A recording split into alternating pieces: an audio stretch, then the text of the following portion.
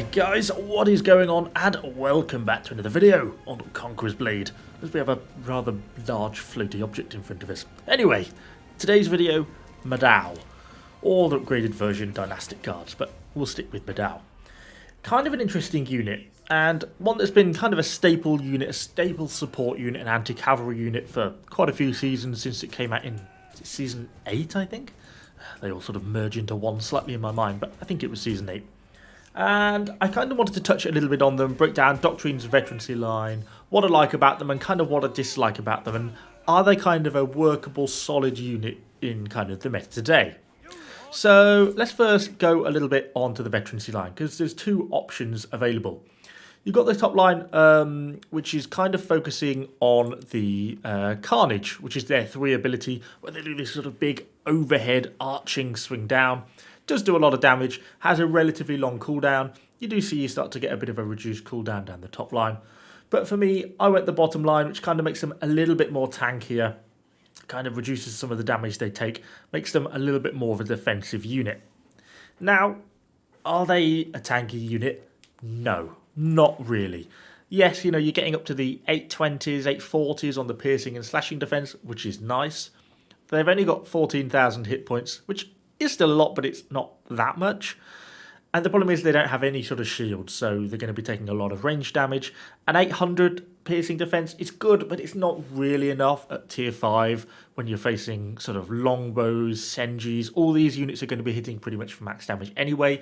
So I find as a unit, yeah, they aren't weak, but they aren't super tanky. They don't feel like a unit that's going to hold up indefinitely.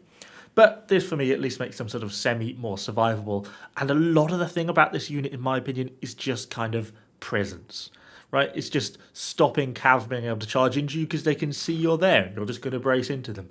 And a lot of that is the key in the support role. It's not a unit that you're going to be getting huge numbers of kills with.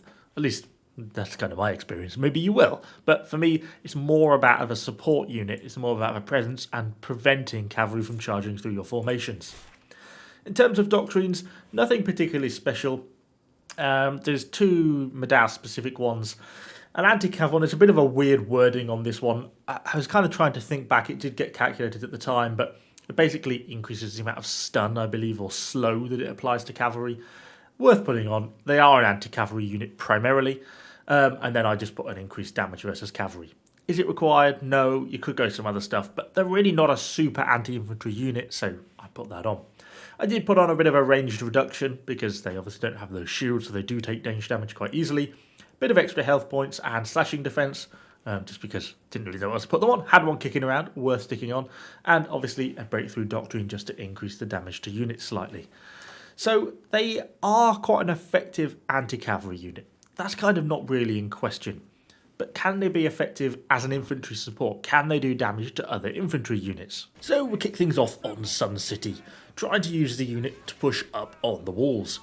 So the team's at the top of the tower, team starts to push in, and this really, I do play it as a support unit. I'm trying not to be number 1, the lead unit pushing in, because you're just going to get slaughtered with these guys. Anyway, we get in, I push up, and I start to brace near the top of the stairs if anything comes round.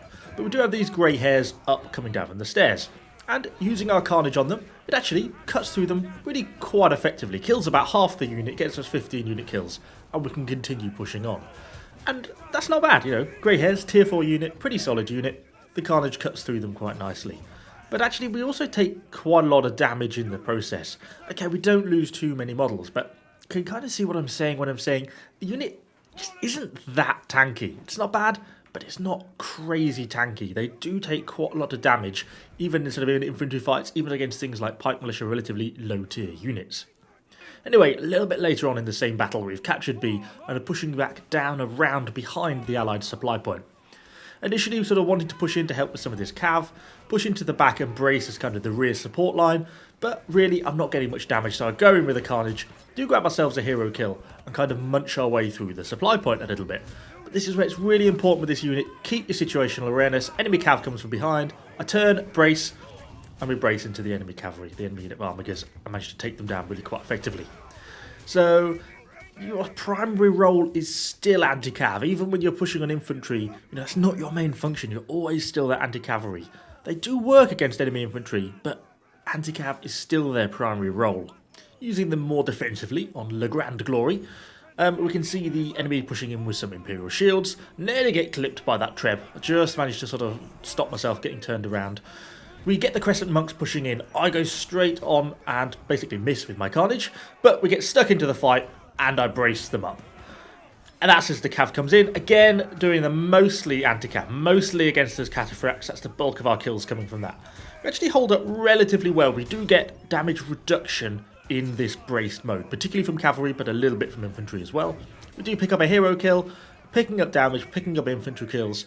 Big fight, just using them basically as a braced support unit, and they work quite well. But again, it's not really the infantry kills, it's the anti-cav that you're providing. It's stopping those cataphracts from completely running the unit over. That is still the primary purpose. Anyway, they took quite a lot of damage, so I sent them back over to the supply point. Finally, I thought we'd finish off on a little bit of a rampage on Brock Estrie, where the enemy just didn't seem to bother defending the A point at all, which was a bit odd. But anyway, pushing forward with the Modao, obviously quite a slow unit if you didn't realise. They're quite heavily armoured, so they don't move very quickly. But anyway, we come up, I completely fluff my Warlord's greeting, but anyway, the longsword gets away. As we come out, got some archers. Well, there's no point standing just getting shot, so I just go straight in. We don't necessarily get off to the best start. They're not very quick, these Modao, so they're not really great at chasing archers and stuff like that. But we just keep the pressure on, keep marching forwards, manage to pin down a lot of these javs, get in with our durability, and clinch quite a few kills there. Kind of tempting to go back to the supply at this point, but as we're taking artillery to the face, but we should just keep pushing forwards and we just decide to go for it. And thankfully the team takes a similar approach, because then we can really sort of run down the rest of these archers. Once you've got the enemy routing, you want to just keep the pressure on, because you can pick up all these sort of extra kills that the enemy would otherwise be regrouping with. So we just keep pushing, cycling the 2 key, pushing them forward with X, using the 2 ability, push, stab, and actually we can pick up quite a good few kills as we just keep the pressure on with the unit. I go for a Carnage to try and push the unit up to the archers, grab myself a horse, and just go straight for the unit of archers. I thought that Dual Blade might have me, but he actually backs off as we pick ourselves up a hero kill as well with the unit, and we can keep the pressure on, and then we can just drive straight towards the supply point.